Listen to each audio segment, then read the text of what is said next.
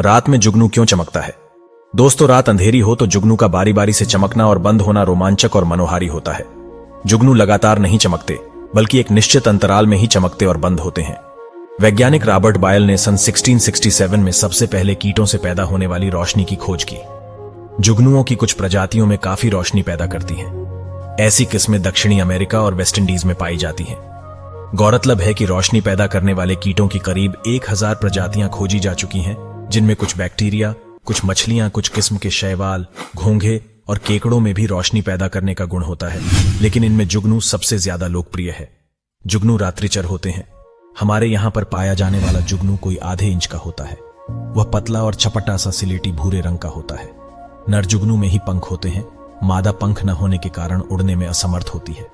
वह उड़ते हुए साथी को रोशनी के चमकने और बुझने की लय की मदद से पहचानती है। मादा चमकती तो है, लेकिन किसी स्थान पर बैठी होती है। जुगनू की आंखें बड़ी स्पर्शक, लंबे और टांगे छोटी होती हैं। जुगनू जमीन के अंदर या पेड़ की छाल में अंडे देती है।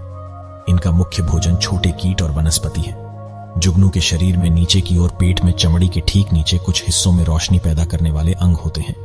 इन अंगों में कुछ रसायन होता है। यह रसायन ऑक्सीजन के संपर्क में आकर रोशनी पैदा करता है। रोशनी तभी पैदा होगी जब इन दोनों पदार्थों और ऑक्सीजन का संपर्क हो। लेकिन एक और रसायन होता है जो इस रोशनी पैदा करने की क्रिया को उकसाता है। यह पदार्थ खुद क्रिया में भाग नहीं लेता है।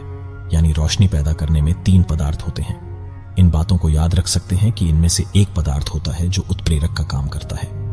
ऑक्सीजन और रोशनी पैदा करने वाले पदार्थ की क्रिया में उस तीसरे पदार्थ की भूमिका भी काफी महत्वपूर्ण होती है। जब ऑक्सीजन और रोशनी पैदा करने वाले पदार्थ की क्रिया होती है तो रोशनी पैदा होती है। पुराने जमाने में लोग रोशनी पैदा करने वाले कीटों को पकड़कर अपनी झोपड़ियों में उजाले के लिए उपयोग करते थे। ये लोग किसी छेद वाले बर्तन में जुगनुओं को पकड़कर कैद कर लेते थे और रात को इन कीटों को रोशनी में अपना काम करते थे। दूसरे युद्ध में जापानी फौजी किसी संदेश या नक्शे को पढ़ने के लिए कीटों से निकलने वाली रोशनी की मदद लेते थे। वे इन कीटों को एकत्र करके रख लेते थे और जब रात को किसी सूचना को पढ़ना होता था तो वे हथेली में उस कीट का चूरा रखकर थूक से गीला करते थे और इस तरह से उन कीटों के चूर्ण से रोशनी निकलती और वे अपना संदेश पढ़ लेते थे। जुगनुओं के अलावा और भी जीव हैं जो रोशनी पैदा करते थे।